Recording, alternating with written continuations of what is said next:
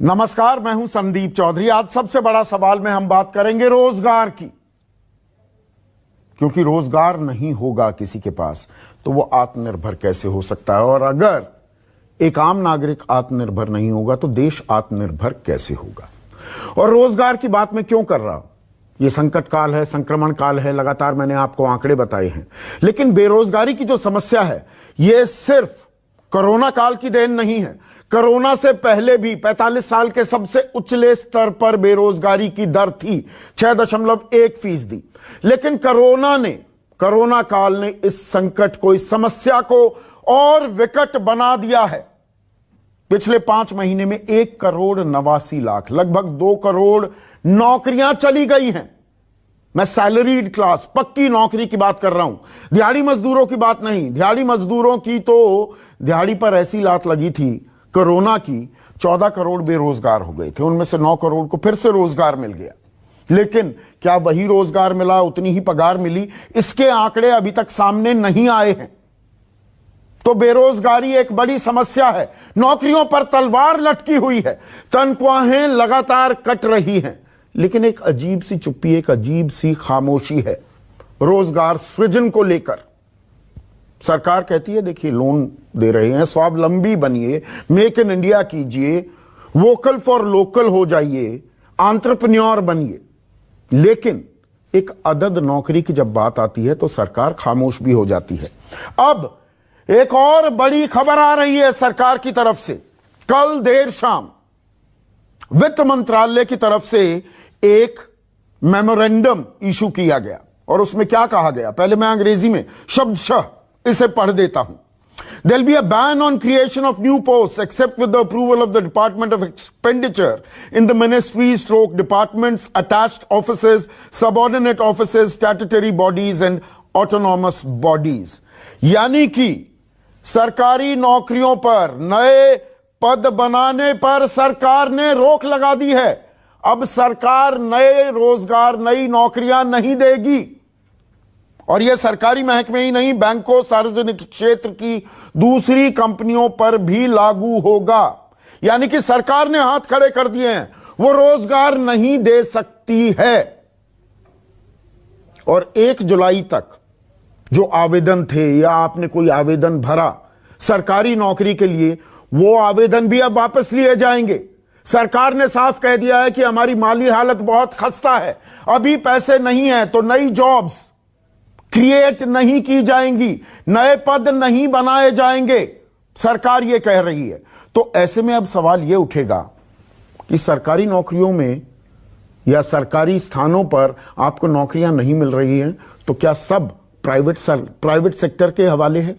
ये minimum government maximum governance के फलसफे पर सरकार चल पड़ी कि हम सरकार चलाने का काम है, ये नहीं कि इतना बड़ा तामझाम, इतनी बड़ी ब्यूरोक्रेसी, इतनी सरकारी नौकरियों की देश को जरूरत नहीं है। क्या सरकार गाहे बगाहे ये बात कह रही है और ये बात कबूल कर रही है? और अगर आपको नौकरी लेनी है, नौकरी करनी है, तो आप आत्मनिर्भर बनिए, आप स्वावलंबी बनिए, आप एंटरप्रेन्योर बनिए, या प्राइवेट सेक्टर में जाकर नौकरी खोजिए। और इस पर अब विपक्ष हमलावर हो गया है, सीधे सवाल दागे हैं सरकार से कि नौकरियां कहां हैं? अगर नौकरी, रोजगार सृजित नहीं होंगे तो युवा क्या करेंगे? क्या बैठकर सुशांत सिंह राजपूत की मौत की गुत्थी ही सुलझाएंगे? बस यही रोजगार रह गया है। विपक्ष ने कैसे निशाना साधा, एक नजर। बजाय इसके कि 2 करोड़ नौकरी हर साल देने के जो वादा किया था, 2 करोड़ नौकरी हर साल लोगों की जा रही है, त्राई बची हुई है। प्राइवेट सेक्टर हो, पब्लिक सेक्टर हो, सब तरफ एक बुरा हाल है। इस हालत में मेरी समझ में नहीं आ रहा है कि ये सरकार ने ऐसा सर्कुलर क्यों जारी किया है कि जिसमें जो है सारी जो किसी भी किस्म की पोस्ट, सरकारी पोस्ट क्रिएट करने पे मना कर दिया गया सारी विभागों को, और जो है जो मौजूदा खाली पोस्ट है उनको भी भरने पे मना कर दिया गया। तो ये कैसे चलेगा? इस सरकारी नौकरी ठप करने का जो सरकार का आदेश है, वो कांग्रेस पार्टी मांग करती है इसको तत्काल वापस लेना चाहिए, ज्यादा से ज्यादा नौकरियां देनी चाहिए। ऐसे में आज का सबसे बड़ा सवाल, क्या अब सरकारी नौकरियों का भी अकाल होने वाला है? और क्या आत्मनिर्भर भारत से ही खत्म होगी बेरोजगारी? चर्चा में मेरे साथ बीजेपी के राष्ट्रीय प्रवक्ता, अर्थव्यवस्था को भली भांति समझते हैं, नरेंद्र तनेजा। मेरे साथ कांग्रेस के राष्ट्रीय प्रवक्ता पवन खेड़ा, जेडीयू अहम घटक है, साझा सरकार ये चला रहे हैं बीजेपी के साथ बिहार में। उनके वरिष्ठ नेता राजीव रंजन मेरे साथ हैं।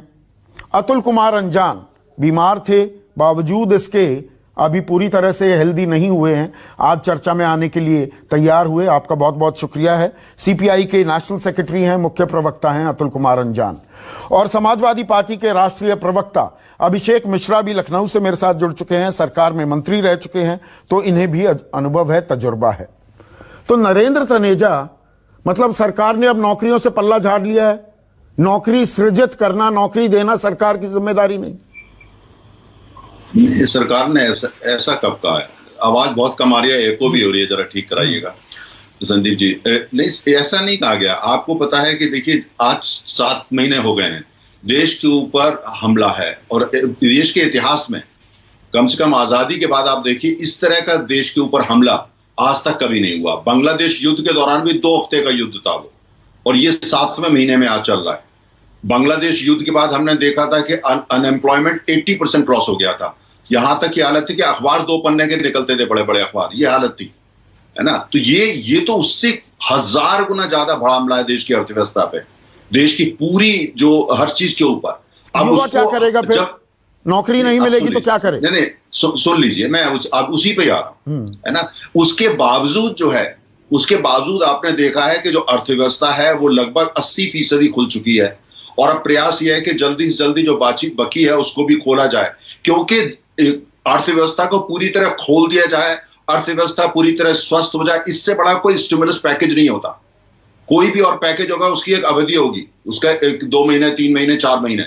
हमारा यह प्रयास है कि पूरी अर्थव्यवस्था खोला जाए, और जब अर्थव्यवस्था का विस्तार होता है, उसी का परिणाम होता है कि रोजगार पैदा होते हैं। और आपने ये देखा कि सरकार की रोजगार पैदा नहीं हो रहे, सरकार ये मान रही है ना, सरकार कह रही है नए पद नहीं क्रिएट किए जाएंगे, मना कर रही है। अगर करने की भी जरूरत पड़ी तो एक्सपेंडिचर डिपार्टमेंट से पहले अनुमति लेनी होगी।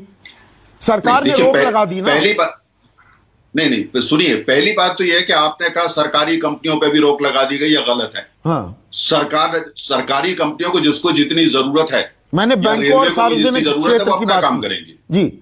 नहीं, सुनिए, वो अपना काम करेंगे, है ना। जो सार्वजनिक कंपनियां होंगी या बैंक होंगे, उनको जितने की जरूरत है वो लेंगे। वो तो ऑटोनोमस, वो बोर्ड से चलती हैं, वो रजिस्ट्रार कंपनीज के अंडर में आती हैं, उनके जो रेगुलेशंस होते हैं, और उनकी अपनी ऑटोनॉमी होती है।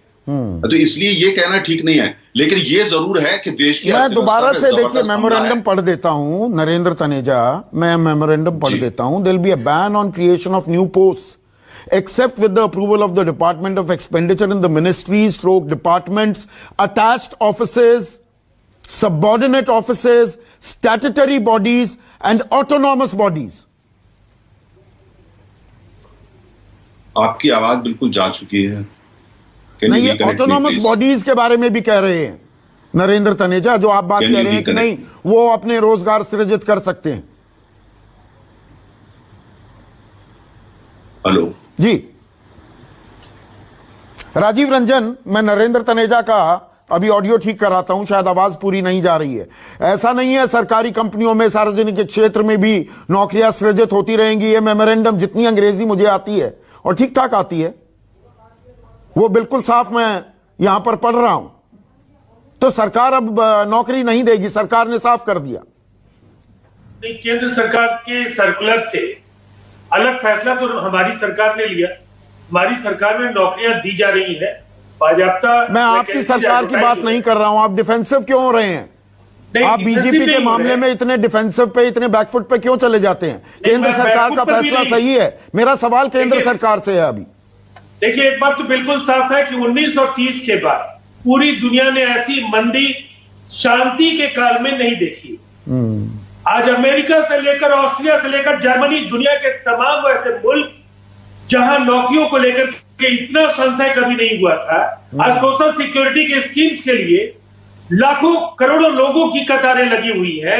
अमेरिका में अनएम्प्लॉयमेंट अलाउंस से लेकर के, ब्रिटेन में सोशल सिक्योरिटी के स्कीम्स, और ऑस्ट्रिया से लेकर यूरोप के ज्यादातर मुल्कों में नौकरियां जा रही हैं और लोग अनएम्प्लॉयमेंट। इसीलिए मैंने शुरुआत में राजीव रंजन ये कहा, ये सिर्फ कोरोना काल की बात नहीं है। कोरोना काल से पहले 6.1% बेरोजगारी दर थी, 45 साल के उछले स्तर पर। 45 साल पहले ही हमने बेरोजगारी की दर को आंकना शुरू किया था। देखिए वो रोजगार सृजित कहाँ हो रहे हैं? वो 2 करोड़ रोजगार हर साल बनने थे, 12 करोड़ रोजगार बन गए 6 साल में। एक बात तो बिल्कुल साफ है कि सरकारी नौकरियों की संख्या इसलिए भी कम हुई है कि पिछले 30 वर्षों में आउटसोर्सिंग के जरिए लोगों को ज्यादा नौकरियां मिल रही है। आउटसोर्सिंग मतलब सरकार की जिम्मेदारी नहीं है? मुझे ये मत समझाइए, मुझे सिंपल सवाल का जवाब दीजिए ना राजीव रंजन। सरकार की जिम्मेदारी नहीं है रोजगार मुहैया कराना? निश्चित ये तो बैन लगा दिया ना। लेकिन अगर आप 8 कोर सेक्टर्स में नेगेटिव बढ़त आप दर्ज कर रहे हैं, वैसी स्थिति में अर्थव्यवस्था पर उसका असर पड़ेगा। और जब वैश्विक परिप्रेक्ष्य में देखेंगे तो पूरी दुनिया के हालात बहुत अच्छे नहीं। चाइना में मैं वो मानता हूं, आप कोरोना काल में ही क्यों अटके हुए हैं? मुझे पुराने आंकड़े बता दीजिए ना। जब सरपट दौड़ रही थी हमारी अर्थव्यवस्था 7-8% पर, कितने रोजगार सृजित किए गए? आंकड़ा आज तक सरकार ने बताया?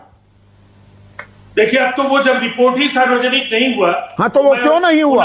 क्यों नहीं हुआ? क्यों नहीं बताते? 2 करोड़ रोजगार का नारा जुमला था क्या? देखिए वो सरकार के जो प्रवक्ता होंगे वो बताएंगे कि आधिकारिक तौर पर इसकी वजह क्या थी। नहीं, सरकार से पूछना नहीं चाहिए। आप सहयोगी हैं, साझा सरकार चला रहे हैं, आप नहीं पूछेंगे या ये बता देंगे बिहार में तो हम नौकरी दे रहे हैं? तारीख है और आज अगर इन सवालों पर हम बात करें, अर्थव्यवस्था पर को पटरी पर लाया जाए, ये एक बड़ी चुनौती है। और ये कोरोना के पहले आपका ये कहना सही है कि 2 लगातार वर्षों में जो आंकड़े थे वो कहीं ना कहीं बेरोजगारी के आंकड़े ज्यादा ऋणात्मक दिशा में बढ़ रहे हैं। लेकिन उसकी वजह भी है कि 2 बड़े दुसाहसिक फैसले थे। उन फैसलों का असर कहीं ना कहीं बाजार पर पड़ा। जब तक संभल पाते तब तक कोरोना की दस्तक पड़ी। लेकिन इतनी बात है कि भारतीय अर्थव्यवस्था का आकार बहुत ही बड़ा है और अंतर्निहित क्षमता है। इस स्थिति से हम उभरेंगे जरूर, इसलिए कि हम 130 करोड़ से ज्यादा लोगों का देश है हमारा। इससे हमारा बाजार भी अगर हम कहें तो निसंदेह दुनिया का सबसे बड़ा बाजार है और इसीलिए हम उभर जाए। इसीलिए आखिरी बात मैं नहीं सुन पाया, इसीलिए क्या कह रहे हैं आप? और इसीलिए हम उभर पाएंगे कि हमारी अर्थव्यवस्था के अंदर जो अंतर्भूत जो क्षमता है, बड़ा आकार है, जिसकी वजह से इन स्थितियों पर हम जरूर काबू पा सकते। पवन खेड़ा, अगर संक्रमण काल है, संकट काल है, अर्थव्यवस्था 23.9% का गोता लगा चुकी है, रोजगार कैसे दे पाएगी सरकार अगर खजाना खाली है तो? संदीप भाई, संक्रमण से पहले क्या रोजगार मिल रहा था? ये तो ऐसी बात कर रहे हैं। अब आपने जब कठिन प्रश्न पूछा तो तनेजा जी को आवाज भी जानी बंद। नहीं, वो हमारी तरफ से दिक्कत है, वो मैं ठीक कराऊंगा। मैं पीछे से हाँ, ऐसा नहीं कि उसके चलते कनेक्शन कट गया। हाँ, राजीव रंजन जी आकर अपने बिहार सरकार की बात कर रहे थे। बताइए बिहार में शिक्षा विभाग में कितनी वैकेंसीज हैं और कितने साल से हैं? राजीव रंजन जी जरा इसका जवाब दीजिए। बताइए पुलिस विभाग बिहार में कितनी वैकेंसीज हैं और कितने साल से? रुक जाइए, बीच में मत बोलिए, अभी और बताता हूँ। असिस्टेंट नहीं, राजीव रंजन एक एक करके, सिर्फ पवन खेड़ा स्क्रीन पर जी। बीच में नहीं, मैं तो अभी आपको 3 विभागों का बताया। स्कूली शिक्षा विभाग बिहार में कितने साल से कितनी वैकेंसीज है? मुझे आंकड़ा मेरे पास तो है, मैं देखना चाहता हूं कि सरकारी प्रवक्ता बिहार के उनके पास है या नहीं है। बिहार की बात कर रहे थे, क्या निकाला आज आपने सर्कुलर कि किसी दलित परिवार में हत्या अगर हो जाए किसी सदस्य की तो 1 नौकरी मिलेगी। इस तरह की शर्तें हैं नौकरी के लिए, कमाल है। और मुंह उठाकर यहाँ बोल रहे हैं कि बिहार में बड़ा बहार हो गई है। कौन सी बहार है बिहार में? हमने देख लिया। आप नहीं रक्षा करना चाहते अपने अलायंस पार्टनर की, भारतीय जनता पार्टी की। तनेजा जी जब सामने आएंगे उनसे भी बात नहीं, आ गए हैं अब। लेकिन ये अब आप छिप जाएं संक्रमण काल के पीछे, तो आप तो ऐसे बोल रहे हैं जैसे 7 महीने पहले आपने सब कुछ ठीक कर दिया था। सारा रोजगार 45 साल का रिकॉर्ड तो 7 महीने पहले चुका था। जो स्टैटिस्टिकल ऑर्गेनाइजेशन है उसके प्रमुख को आप लोगों ने हटाया था। आंकड़े आप बाहर नहीं आने देना चाह रहे थे। ILO के आंकड़े अब आप देखिए, CMIE के आंकड़े अब आप देखिए। आप सिर्फ 7 महीने के पीछे नहीं छिप सकते हो। हमारे को 70 साल करते रहते हो और खुद जब बात आती है तो अपने 6 साल का हिसाब नहीं देते। ठीक है, 1 मिनट पहले मैं नरेंद्र तनेजा, आपने ये सवाल उठाया। 1 मिनट पवन खेड़ा, 7 महीने के पीछे आप छिप रहे हैं और 70 साल की दुहाई देते हैं, दूसरों को आप लगातार उन पर आरोप लगाते हैं। नरेंद्र तनेजा। संदीप जी, हाँ, कांग्रेस, एको आवाज हो रही, जरा बंद कराइए। हाँ, संदीप जी, कांग्रेस का कहना है कि वो नया अध्यक्ष नहीं चुन पा रही है ना, क्योंकि कोरोना वायरस का वो है, एआईसीसी की मीटिंग नहीं हो सकती। तो क्या उसके कोरोना वायरस के पीछे छुप रहे हैं क्या ये? हकीकत यह है कि कोरोना वायरस कोविड के चलते हुए तमाम गतिविधियां जो है वो संभव नहीं हो पा रही हैं, और ये हमला है देश के ऊपर। चीन का जो हो रहा है वो तो है ही है ना, जो 3 सी का हमला चल रहा है, सरकार क्या कह रही है नरेंद्र तनेजा कि भाई जिम्मेदारी, नौकरी पाने की जिम्मेदारी आपकी है, सरकार का काम नहीं है आपको नौकरी देना। 2 crore 1 crore 89 lakh to be precise salaried लोगों की नौकरी जा चुकी है, दिहाड़ी मजदूरों की हम और आप बहुत बार चर्चा कर चुके हैं। ऐसे में सरकार अब कह रही है अपनी नौकरी खुद ढूंढ लो, खुद मुख्तार बन जाओ। नहीं, देखिए, जो आप जो है खुद इनिशिएटिव ले, एंटरप्रेन्योर बने, हम इस बात को मानते हैं। हम कम्युनिस्ट पार्टी नहीं है, ना हम कांग्रेस पार्टी है जो ये कहे कि सरकार माँ बाप है, सब सरकार करेगी, आपको कुछ करने की घर बैठ जाइए, हम सब कुछ करेंगे आपके लिए। हमारी ये सोच नहीं है। हमारा मानना है कि उद्यमी बनना ये देश की बहुत बड़ी सेवा होती है। सरकारी नौकरी भी होनी चाहिए, लेकिन उद्यमी बनना चाहिए, एंटरप्रेन्योरशिप होनी चाहिए, हम उसको प्रमोट करते हैं। हमारी बहुत परिवार ऐसे, मेरे परिवार में आज तक किसी ने कोई कारोबार नहीं किया, नौकरी की है या खेती की है। आप भी उसी ग्रामीण अंचल से आते हैं। देखिए संदीप जी, देखिए, अगर इसका मतलब ये नहीं है कि हम कभी ना करें। अगर हमने इतनी सारी, हमारी बड़ी जनसंख्या है और हमारा पोटेंशियल है, हमने अगर उसको आगे टैप करना है, डॉक्टर मनमोहन सिंह तो यही बोलते थे कि भाई उद्यमी बनिए। कांग्रेस की सोच अलग हो सकती है और हम कहते हैं तो बुराई है, डॉक्टर मनमोहन सिंह कहते तो बहुत अच्छी बात थी, नरसिम्हा राव जी भी कहते थे। प्रश्न ये नहीं है, प्रश्न मुझे याद आता है 2015 में प्रधानमंत्री मोदी एक बिजनेस चेंबर का कॉन्क्लेव था, उसे एड्रेस कर रहे थे। क्या बोला था प्रधानमंत्री मोदी ने 2015 में, जरा वो सुन लेते हैं, पहले सुनवाइए। has to result in jobs. बाकी सब बातें हैं। Reform, economic growth, progress, all are empty words if they do not translate into jobs. Reform, economic progress, विकास की बातें हैं, ये कोरी खाली बातें हैं, एम्प्टी वर्ड्स हैं, अगर